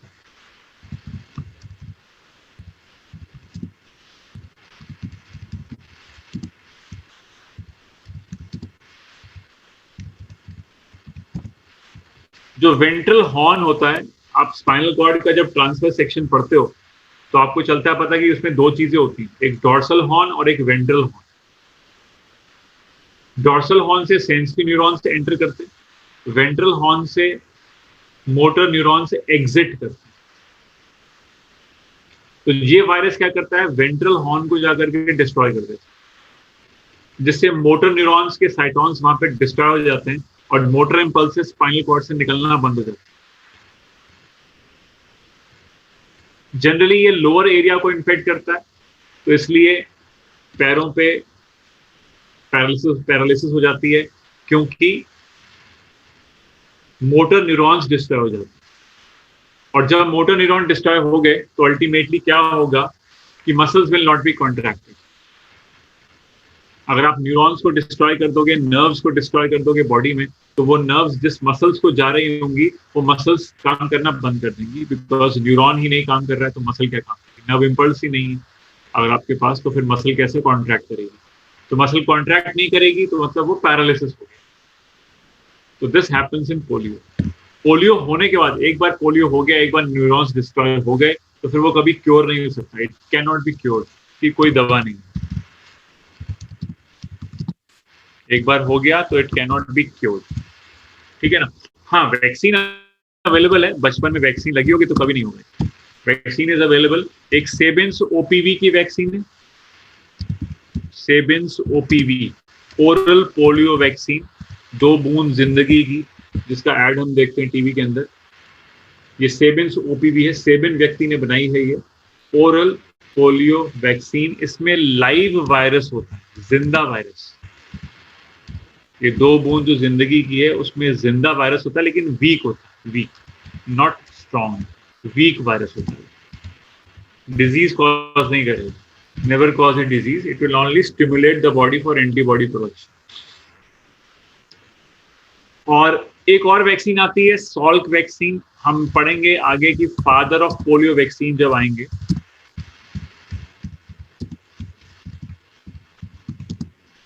Father of polio vaccine is Jonas Salk.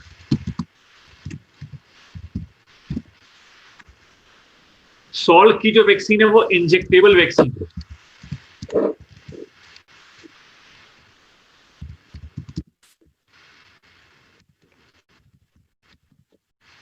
Salk की जो वैक्सीन है वो इंजेक्टेबल वैक्सीन है, ये इंजेक्शन में जाती है, इसको आईपीवी बोलेंगे, IPv, that is injectable polio vaccine.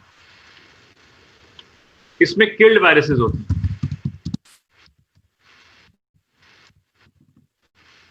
It is having killed viruses. IPv के अंदर। सॉल की वैक्सीन में किल्ड वायरस होता है, लेकिन सेबिन्स की वैक्सीन में जिंदा virus.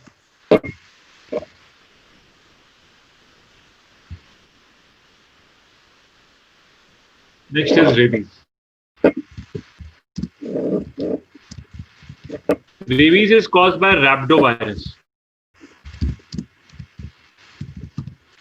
Rhabdovirus is also single-stranded RNA. And इसका जो spread होता है that is bite of rabid dog.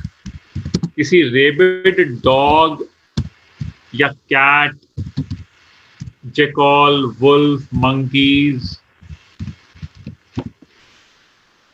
इनके काटने से फैल सकता है ये वायरस। तो अगर रेबिड डॉग है, अगर उसके पास रेबिस का वायरस है, रेबिड डॉग का मतलब होता है the dog which is having rabies virus. तो जब वो बाइट करता है तो फिर the virus will move into your body. और इस वायरस को अगर आपने रिमूव नहीं किया तो it is 100% fatal. 100% fatal virus है। डेथ कॉज करेगा ही करेगा, कोई इसका चारा नहीं है, किसी भी तरीके से आप इसको बचा नहीं सकते। अगर आपने इंजेक्शन नहीं लिए तो मरना निश्चित है। बिकॉज क्यों? क्योंकि ये वायरस सीधा डिस्ट्रॉय करता है ब्रेन को और स्पाइनल कॉर्ड।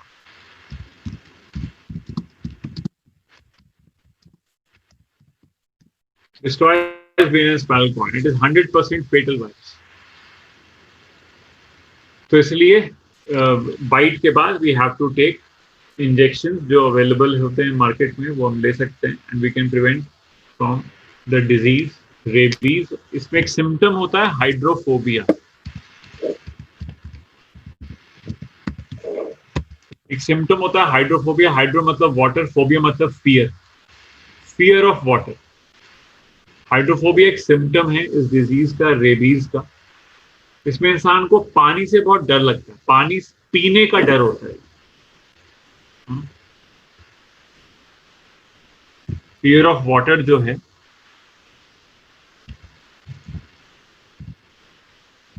इसका रीजन क्या है? Choke throat, the throat becomes choke, choking of the throat occurs, so that becomes inability to drink fluids। उसको डर लगता है क्योंकि वो फ्लूइड्स पी नहीं पाता, तो वो उनको रिपेल करना शुरू कर दे, स्टार्ट्स रिपेलिंग फ्लूइड्स। वाटर हो, चाहे जूस हो, कोल्ड ड्रिंक हो, कुछ भी हो, it will repel the fluids from drinking because the throat is getting choke. और थ्रोट की चोकिंग इसलिए बिकॉज जो नर्व्स डिस्ट्रॉय हो रही हैं, तो ये जो नर्व्स हैं यहाँ पे चल नहीं पाएंगे और लैरिंग्स का मूवमेंट नहीं हो पाएगा।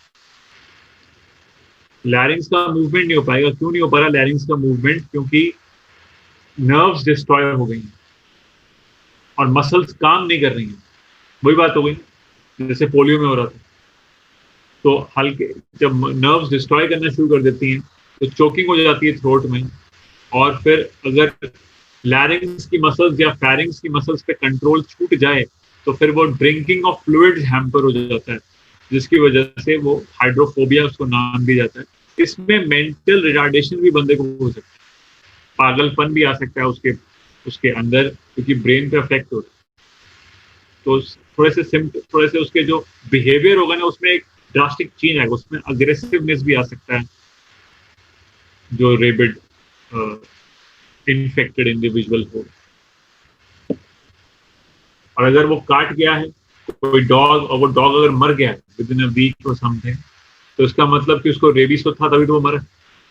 तो इसका मतलब उसके पास रेबीज था और वो आपको दे गया, काट गया, तो आप अपना इंजेक्शन ले लो, अदरवाइज आप भी जहाँ डॉग गया आप भी वहां पहुंच जाओ उसी के साथ। And you can play, let's play.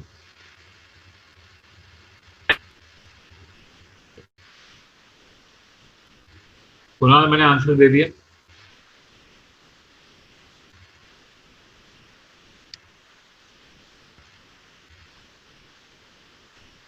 अब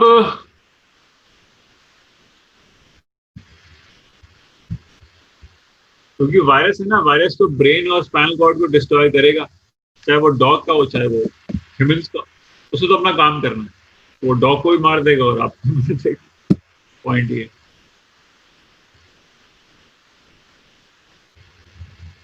अब इसमें पोलियो के बाद, रेबीज के बाद अब डेंगू आ रहा है।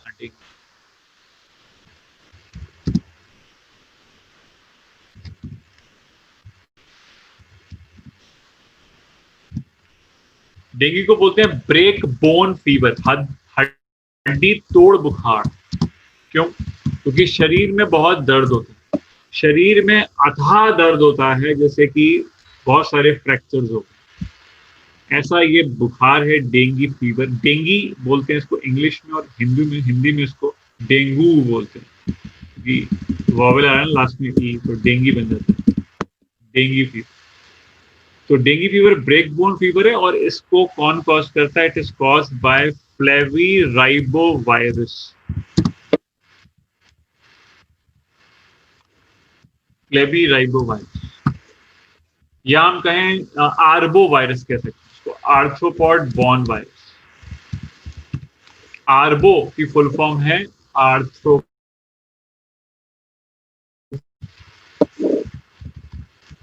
Born virus. देखो यहाँ पे बॉर्न का मतलब पैदा करना नहीं है, पैदा होना नहीं है। यहाँ पे बॉर्न का मतलब है कैरी करना, है ना? Because an arthropod is carrying this virus, and the arthropod, you must be knowing it. It is female Aedes aegypti mosquito.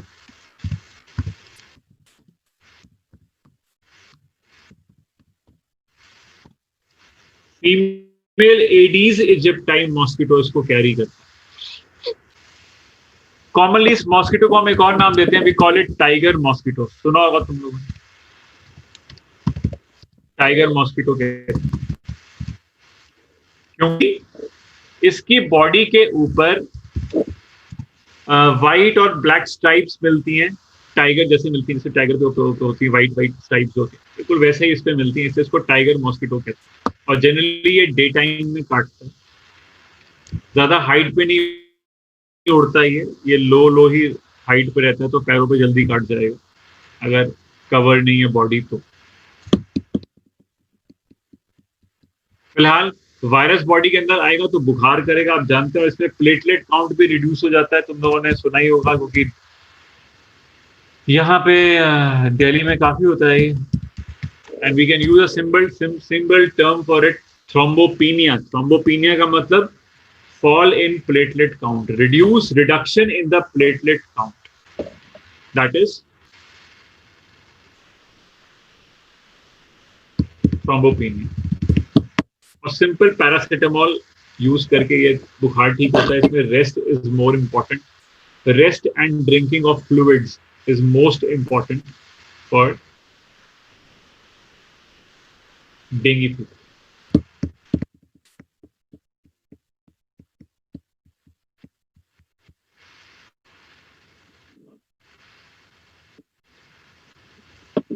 Vomiting होती है इसके अंदर, हो सकती है, और वॉमिटिंग में ब्लड भी आ सकता है, तो उसको फिर हम लोग हीमोरेजिक बोलना शुरू कर देते हैं कि हीमोरेजिक डेंगू फीवर हो गया जी, क्योंकि इंटरनल ब्लीडिंग हो रही है और फिर वॉमिट में ब्लड भी आ रहा है। ठीक है ना? तो इट्स अ फीवर, लेकिन बॉडी पेन बहुत ज्यादा है इसके अंदर, and rest is most required. बच्चों, अगली बीमारी है चिकनगुनिया। वायरस का नाम सेम है, चिकनगुनिया वायरस, और वेक्टर भी सेम ही है, female Aedes, vector is same. यानी कि एडीज जो होता है वो चिकनगुनिया वायरस भी कैरी कर सकता है, येलो फीवर वायरस भी कैरी करता है, और ये डेंगू वायरस भी कैरी करता है।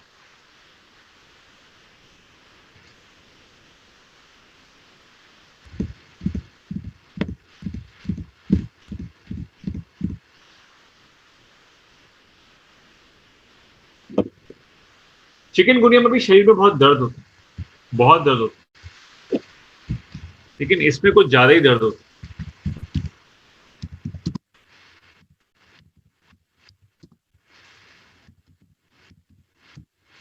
क्रिपलिंग जॉइंट पेन्स, बहुत ही तेज उठता हुआ दर्द जॉइंट्स में, जोड़ों में, इंसान चल फिर नहीं सकता बिल्कुल भी, बहुत हल्के हल्के चलेगा, आई मीन खैर वो चल नहीं पाएगा, लेकिन वो अगर मूव भी करेगा तो the steps will be very very very small steps, ज्यादा नहीं चल पाएगा।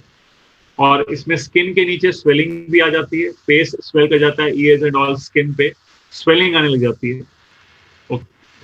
रैशेस टाइप स्वेलिंग हो सकती है ये, मतलब लाल लाल स्वेलिंग आ जाएगी स्किन में, है ना। वो इसलिए बिकॉज जो लिम्फेटिक सिस्टम होता है अंदर बॉडी के वो स्वेल कर जाता है, इन्फ्लेमेशन हो जाता है, तो इसलिए स्वेलिंग आती है।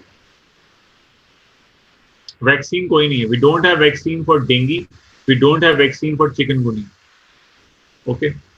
होती तो फिर हम न डेंगी है न चिकनगुनिया। और अब बारिश होने वाली है, तो अब मच्छरों का सीजन आ गया है, आई मीन आ रहा है, आज ही बारिश हुई है, तो अब ये सीजन आ गया है, again we'll find these cases prevailing in different parts of the country. Rashes dengue में हो सकते हैं, यस हो सकते हैं। वो रैशेस नहीं होते बेसिकली, वो अंदर प्लेटलेट काउंट रिड्यूस होने की वजह से ब्लड का वेसल से वो चीज दिखने लग जाती है, और कभी कभी जो ब्लड है वो कैपिलरीज को छोड़ के बाहर आ जाता है और टिश्यू में आकर के क्लॉट करना शुरू कर देता है, तो वो कॉन्ट्यूजन्स या वो नील टाइप पड़ना शुरू हो जाता है, तो वैसा वो रैश जैसा अपीयर हो।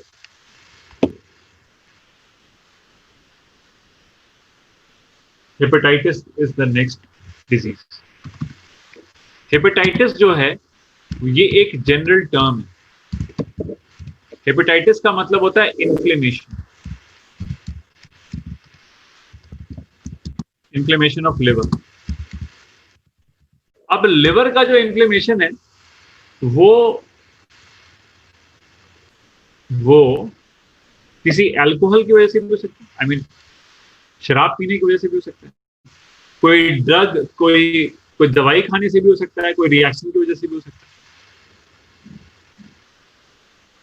और जो मैं यहां पढ़ा रहा हूं हेपेटाइटिस, वो एक्चुअली वायरल हेपेटाइटिस की मैं बात कर रहा हूं। हेपेटाइटिस का कारण और भी है, जो हम लोग पढ़ रहे हैं इस समय राइट नाउ, वो वायरल हेपेटाइटिस है कि वायरस कारण है हेपेटाइटिस का। इसमें ना 5 वायरस हैं जो ऐसा काम करते हैं, that is A B C D E. इसमें जो ए और ई है, ए और ई जो है वो कंटैमिनेटेड फूड एंड वाटर से आते हैं।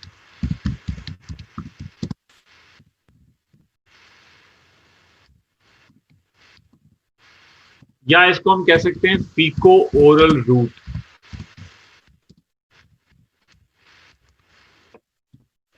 फीको ओरल रूट, फीसेस से फूड कंटैमिनेट हुआ और फिर वो फूड जब किसी इंसान ने खाया तो उसको इन्फेक्शन हो गया। वही जो मैं पहले पोलियो के लिए भी बता रहा था, सेम, लेकिन इसके हमने टर्म यूज कर लिया फीको ओरल। फीको ओरल का मतलब फीसेस से फूड कंटैमिनेट होगा, वाटर कंटैमिनेट होगा, फिर वो ओरल कैविटी, मतलब जब खाएगा इंसान तो वो ओरल रूट आ गया, तो फीको ओरल रूट कहते हैं इसको। ए और ई वायरसेस जो हैं, ए और ई डिजीज जो है वो कंटैमिनेटेड फूड और वाटर से होती है। और बी सी डी के लिए बता चुका हूं मैंने, सेक्सुअली ट्रांसमिटेड डिजीजेस में भी इस चीज को बताया कि बी सी डी जो है वो सेक्सुअल कॉन्टैक्ट से आता है।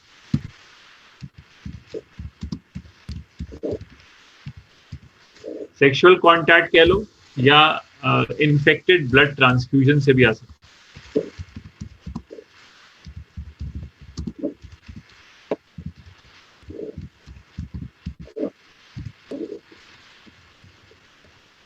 ठीक है, तो इस तरीके से बीसीडी आ सकते हैं और ए आएगा।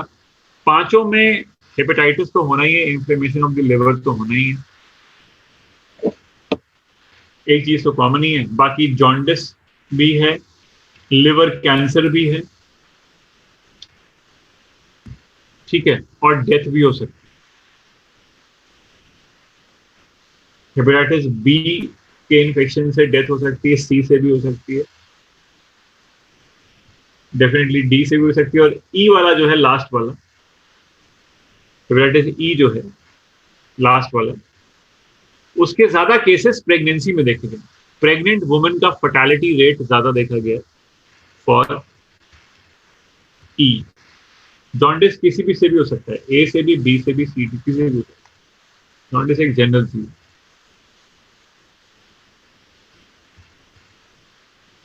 लेकिन जो ई है वो, उसके ज्यादा फेटालिटी के केसेस जो हैं वो प्रेगनेंसी में देखे गए। ठीक है। और जो मैंने एसटीडीज पहले पढ़ाई थी उसमें मैंने हेपेटाइटिस बी के बारे में लिखा भी था वहां पे कि वहां पे वैक्सीन इज अवेलेबल, रिकॉम्बिवैक्स एचबी, अगर तुमने वो चार्ट याद किया होगा तो तुमको पता होगा। Vaccine is available for B.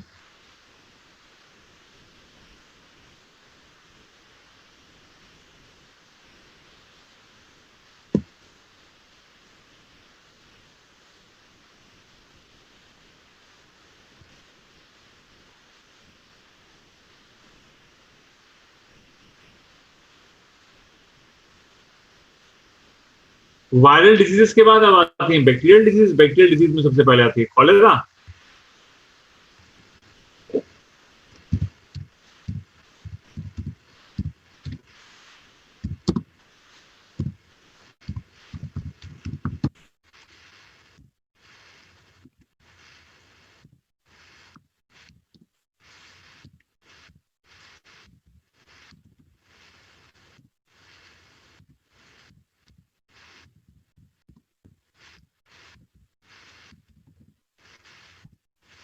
It is caused by bacteria vibrio cholerae. Vibrio cholerae bacteria इसको कॉज करता है। Infection is by contaminated food and water.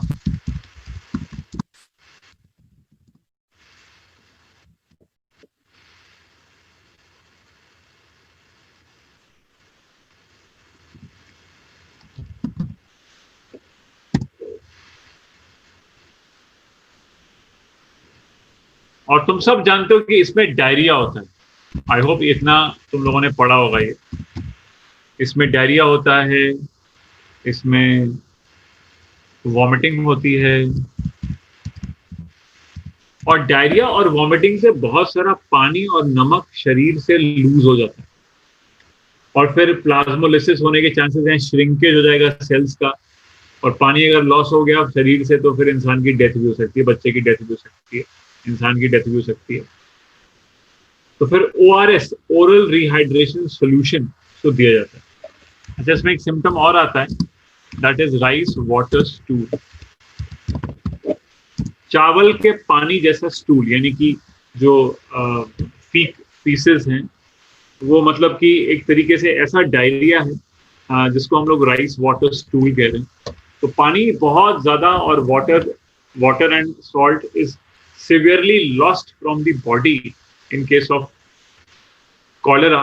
To replenish it, we used to give ORS, that is oral rehydration solution.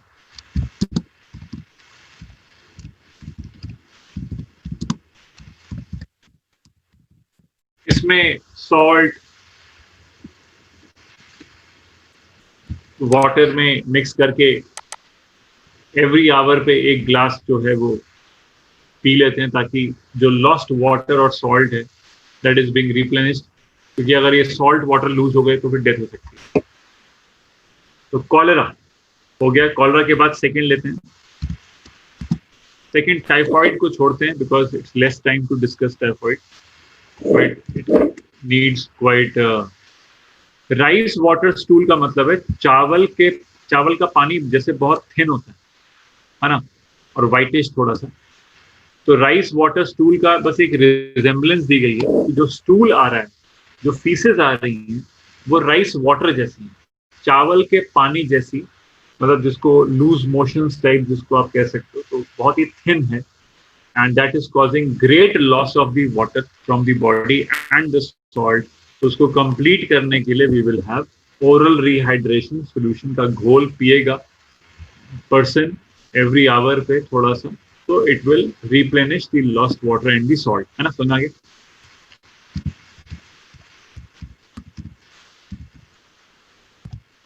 Diphtheria लेके चल रहे हैं, अगली बीमारी diphtheria. अब बैक्टीरिया कौन सा है? Corny bacterium diphtheria.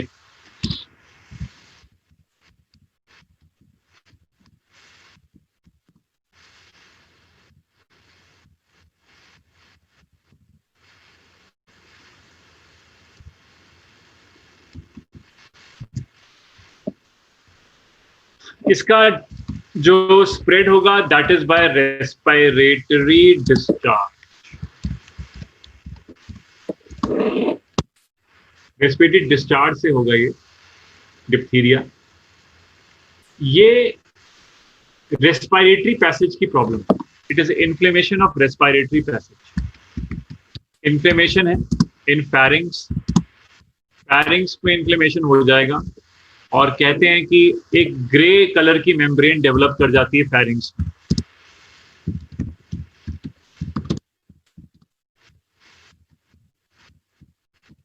जो डिफिकल्टी कॉज कर सकती है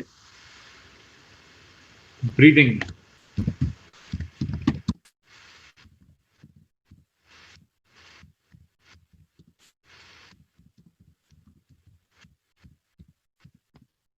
causes difficulty in breathing।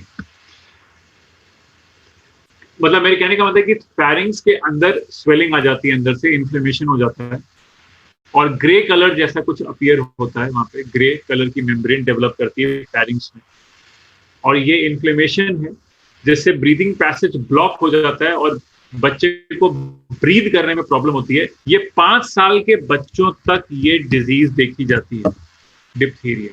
Breathing problems वाली प्रॉब्लम हो सकती है, फेटालिटी हो सकती है, डेथ हो सकती है अगर ट्रीटमेंट नहीं दिया तो। हालांकि इसकी वैक्सीन अवेलेबल है मार्केट में और ये लगती बच्चों को दी जाती है बच्चों को। It is available by the government also and definitely by the private organizations also। DPT ये वैक्सीन का नाम है और इसकी फुल फॉर्म है डी से डिप्थीरिया हो गया, पी से है पर्ट्यूसिस और टी से है tetanus.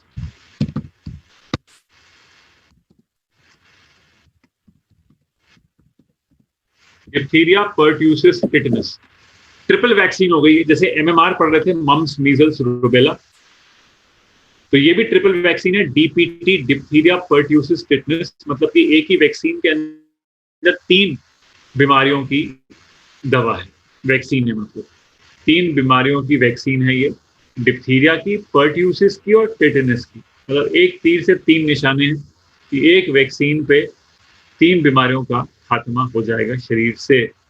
Body becomes immune for 3 diseases.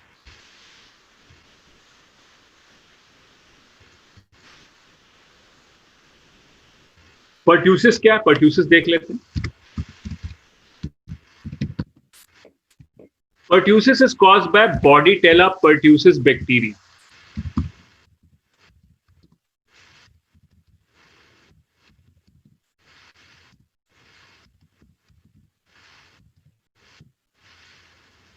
Pertussis is caused by Bordetella pertussis bacteria।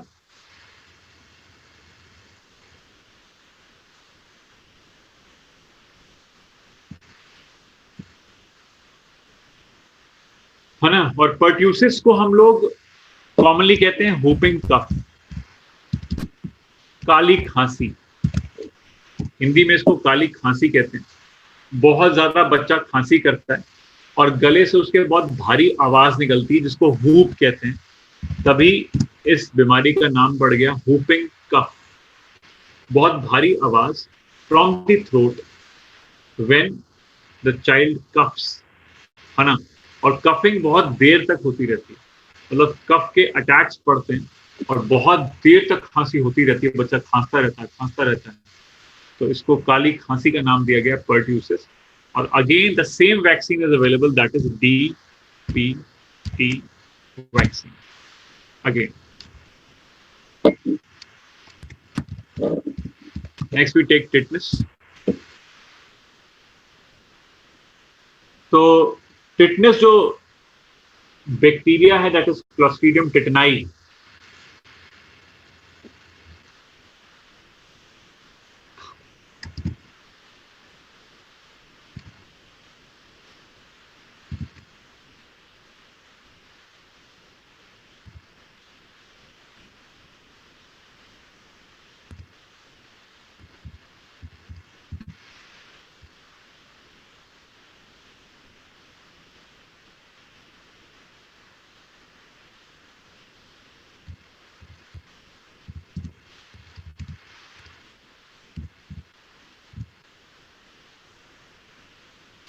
तो टिटनेस की भी वैक्सीन है हमारे पास, डीपीटी वाली। और टिटनेस में जो इन्फेक्शन होता है that is by a wound. कोई चोट लग गई आपको और आप गिर गए जमीन के ऊपर या किसी सॉइल में गिर गए, तो वहां पे स्पोर्स ऑफ बैक्टीरिया होते हैं।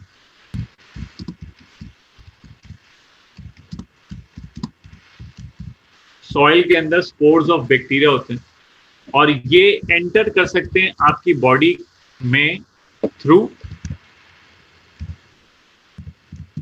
Wound, injury. जो आपको चोट लगी है, जो आपको वुंड लगा है, मान लो किसी लोहे से आपको चोट लग गई है, जंग लगे लोहे से, तो जंग लगे लोहे से कहते हैं कि चोट लग जाने पर टिटनेस का इंजेक्शन ले लेना चाहिए, है ना। वैसे क्योंकि वो पुरानी चीज है, जंग लगा हुआ है, तो हो सकता है कि भाई कोई इन्वायरमेंट है तो बैक्टीरिया के स्पोर्स तो होते ही हैं, सॉइल में भी होंगे, उड़ के भी आए होंगे और ऑब्जेक्ट पे आ गए होंगे, तो वही सी ऑब्जेक्ट से आपको चोट लग गई है, तो बैक्टीरिया आपकी बॉडी में एंटर कर सकता है उस चोट के थ्रू, और फिर एक टॉक्सिन रिलीज करता है बैक्टीरिया, उसको बोलते हैं टिटनोस्पैज्मिन टॉक्सिन। टॉक्सिन का नाम है बैक्टीरिया के। ये स्पैज्म कॉज करता है मसल्स की, और ये जनरली अटैक करता है voluntary muscles of the face and jaw. Spasm यानी कि वाइल्ड कॉन्ट्रैक्शन कॉज कर रहा है। अब ये मसल कॉन्ट्रैक्टेड स्टेट में ही रहेगी, फिर आप मूव नहीं कर पाओगे आप ज्यादा। Spasm of muscles of jaw, face, तो फिर क्या होगा कि जब आपकी मसल जो है उसमें स्पैज्म आ गया, तो आपका मुंह जो है अब अगर बंद है तो बंद रह गया, खुला तो खुला रह गया, मतलब कि आपके जॉ का मूवमेंट नहीं हो पाएगा। और जब जॉ का मूवमेंट नहीं हो पाएगा तो अल्टीमेटली बंदा जो है वो खा नहीं पाएगा, और जब वो खा पी नहीं पाएगा तो उसकी डेथ हो जाएगी। तो फिर ये डिजीज कैसी होगी, पेटे होगी। तो हम कहते हैं कि हमको एक इंजेक्शन लेना पड़ता है टिटेनस का आफ्टर द इंजरी। तो वो इंजेक्शन, वैसे तो हम वैक्सीन ले चुके हैं, हमें कुछ होगा नहीं, लेकिन प्रिकॉशन के लिए हम क्या करते हैं कि रेडीमेड एंटीबॉडीज का इंजेक्शन ले लेते हैं, और वो पैसिव इम्यूनिटी में आता है। तो जो चोट लगने के बाद हम लोग इंजेक्शन लेते हैं ना, वो एक्चुअली क्या होता है, वो रेडीमेड एंटीबॉडीज होती हैं जो ऑलरेडी उसके अंदर होती हैं इंजेक्शन के अंदर। तो हमारी बॉडी तो एंटीबॉडी बनाएगी बिकॉज हमको पहले वैक्सीन मिल चुका है, लेकिन फिर भी जस्ट फॉर प्रिकॉशन हम उसको ले लेते हैं। इसको बोलते हैं anti tetanus serum. Anti tetanus serum. Serum के अंदर क्या होती है, रेडीमेड एंटीबॉडीज होती है। जब मैं आगे पैसिव इम्यूनिटी पढ़ाऊंगा तब इसको बताऊंगा, तब ज्यादा अच्छा क्लियर हो जाएगा। लेकिन बस इतना कह सकते हैं कि ये रेडीमेड एंटीबॉडीज हैं जो हम तुरंत ले सकते हैं। डीपीटी को हम नहीं यूज कर सकते, डीपीटी वैक्सीन है, वो एंटीबॉडीज नहीं है, ठीक है ना। डीपीटी हम नहीं लगवा सकते, डीपीटी हमें लग चुका है, ठीक है ना। तो इंजेक्शन जब जो है, अभी तो बताया धनंजय महेश्वरी कि हर्टेड आयरन पार्टिकल्स, जो आर्टिकल्स होते हैं उनमें बैक्टीरिया लगा हो सकता है, क्योंकि वो बहुत पुराना है, तो बैक्टीरिया वहां पे आ सकता है, ठीक है नहीं। बैक्टीरिया के स्पोर्स वहां पे आ सकते हैं, क्योंकि जो जंग लगा लोहा है उसको टाइम हो गया, वो पुरानी चीज हो गई है, और बैक्टीरिया के स्पोर्स तो एनवायरमेंट में ही है, तो वो उड़ के तो कहीं भी आ जाए। सॉइल से मतलब नहीं है, सॉइल से मतलब नहीं है, इन्फेक्टेड आर्टिकल्स वगैरह जितने भी होंगे, I mean, जो भी लोहा है, जो भी है, ये आर्टिकल्स जो होंगे, इनके ऊपर भी तो बैक्टीरिया आकर के अटैच हो सकता है, और जब आपको चोट लगेगी तब वो ये बैक्टीरिया आपकी चोट के थ्रू आपके बॉडी के अंदर एंटर कर सकता है, और फिर वो आपकी जॉ की मसल्स को स्पाज्म करा सकता है। इसलिए मैंने कहा, और सीरम इंजेक्शन ले सकते हैं। हाँ, we should always administer antibodies. हम लेते हैं हमेशा within 24 hours it is being advised to take the injection. तो होता ही है। तो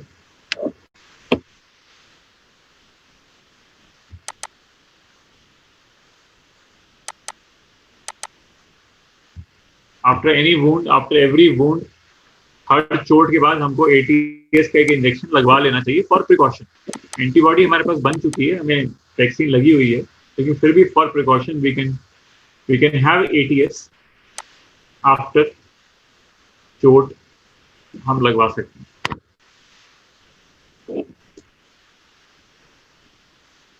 Okay, that's all for today. Thank you.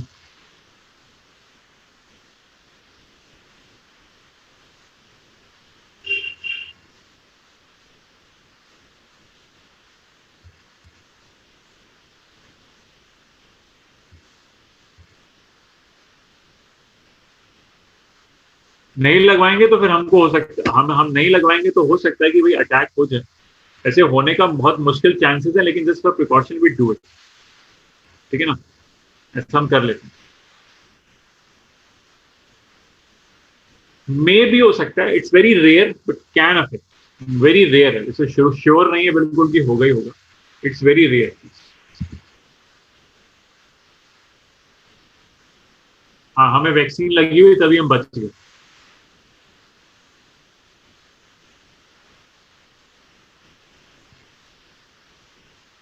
Fitness का क्योर बहुत मुश्किल है अगर हो गया एक बार।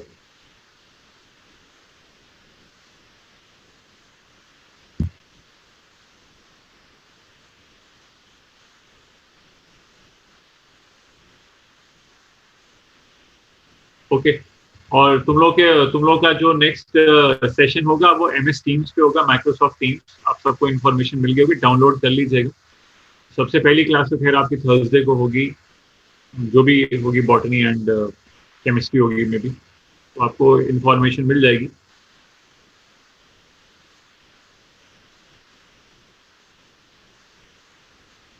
वो इन्फॉर्मेशन सारी मिलेगी आपको, वो सारी इन्फॉर्मेशन आपको मिल जाएगी ऑन द ग्रुप।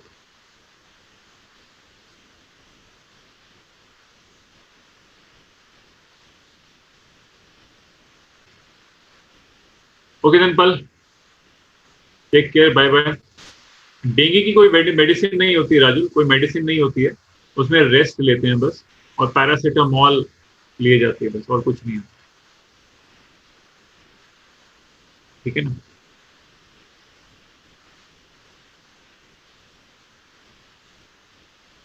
ओके।